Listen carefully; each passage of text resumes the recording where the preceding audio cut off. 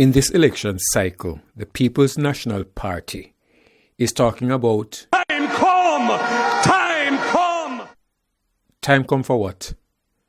What they think? Time to forget? They want Jamaica to forget who they are and what they've done. Well, don't you dare forget. We don't have to go back very far. The following video was created in 2015 and it is worth watching again. Take your politics seriously, Jamaicans. This is not a joke.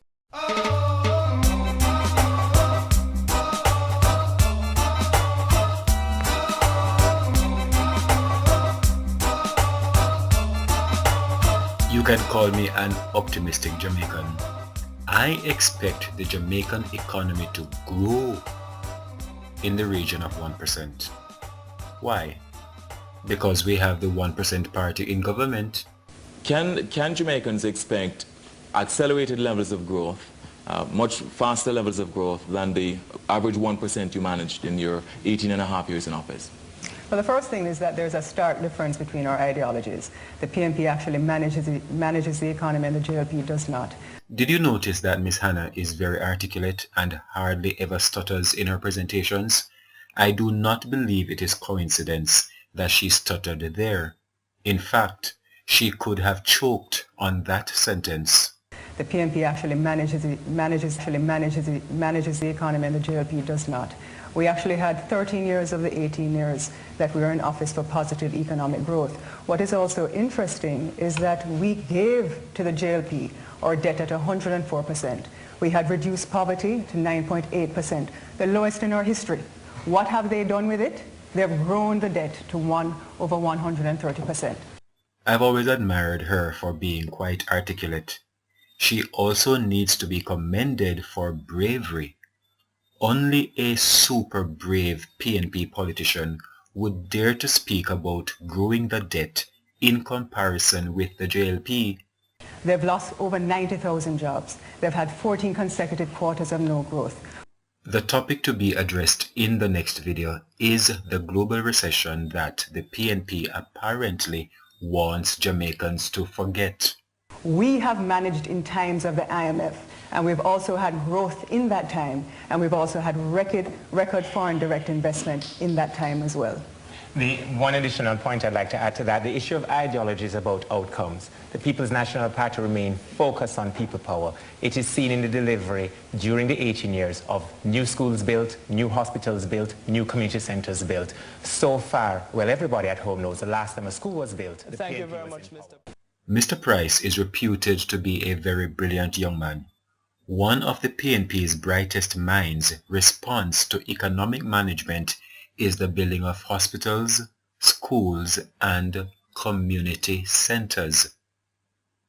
In all they just said, did you hear this question answered? Can Jamaicans expect accelerated levels of growth, much faster levels of growth than the average 1% you managed in your 18 and a half years in office? I think the issue of the PNP being a better steward of the economy is a laughing one. The PNP managed the economy at a time when the world was seeing growth. What kind of growth did we see in Jamaica? The average 1% you managed in your 18 and a half years in office. For decades, the Jamaican economy has exhibited anemic growth. Well, maybe we can forgive the youth leaders for not being able to really answer the question on whether the PNP can deliver on accelerated levels of growth beyond their 1% average. So let us go to the more mature leader. You predicate at least part of your answer on the issue of growth, Mr. Simsimilo. Just last week, though, the head of the IMF said that there is no country in the world that will be immune from the crisis we see not only unfolding but escalating. How does this affect your prediction for growth? We're all aware of that. But we had serious challenges when I was Prime Minister. And when I left office, we had 3% growth. We did it before, and we can do it again. We can work to achieve growth and development for this country. Okay then. She promised 3% and that is not being delivered. But in fairness, this is the same person who promised an IMF deal in 2 weeks. So one could argue she's a bit out of touch with reality. So let's go to the spokesman on finance. According to the World Economic Outlook published by the IMF last year, Jamaica will have the 7th slowest growth rate in the world up to 2015.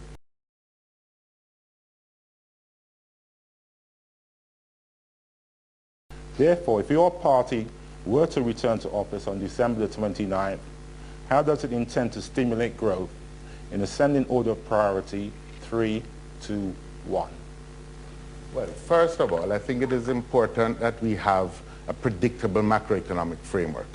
We have expressed the view that we need to have a medium-term agreement with the International Monetary Fund, which will provide this level of predictability.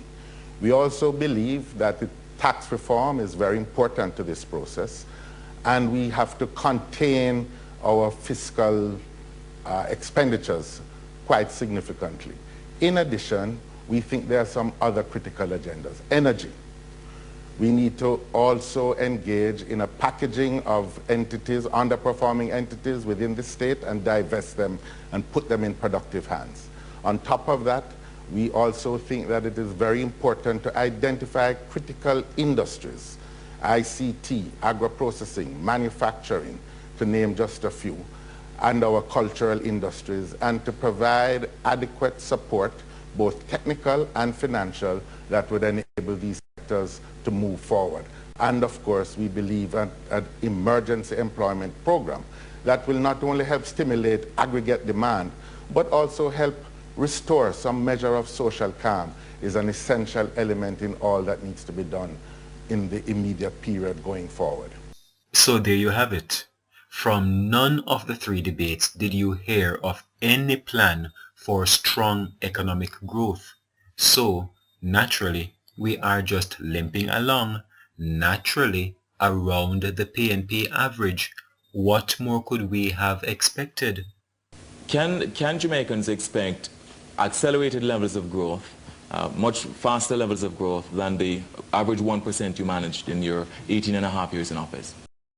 I guess insanity could be defined as expecting different results from the same party. Do we want strong economic growth in this country? As it turned out, there is in fact another political party in Jamaica that can talk about that. The last time the Jamaican economy grew in any significant increment was during the 1980s and the latter part, when it averaged 6% growth. And it went through in momentum years to the PNP in 1990, where the economy grew in that year by 6.3%. Since that time, the economy has plunged into negative and marginal growth. So the PNP failed again, and the people of Jamaica gave Andrew Holness and the JLP another chance. Fast forward to last year, 2024, and listen to this report from TVJ as just an example. The bank is estimating that the economy realized growth of above 3% for the January to March quarter. At its latest Monetary Policy Committee press briefing, BOJ Governor Richard Biles said the assessment is in line with the projections made earlier this year. Real GDP is estimated to have grown by 3.5% to 4.5% for the March 2023 quarter, a faster growth rate than the 3.8% recorded for the December 2022 quarter. This is not fiction. This is reality. Why would Jamaica want to go back to the PNP, whose idea of growth is through building community centers and an old broken down Jeep they call Jamaica Emergency Employment Program? One party is full of chat and full of crap. The JLP delivers. Therefore, for fiscal year 22-23, real GDP growth is estimated in the range of 4 to 5.5%. So when Mark Golding and the PNP coming to you to talk about time come to examine their record, time come to ponder if we ever want to go back after that,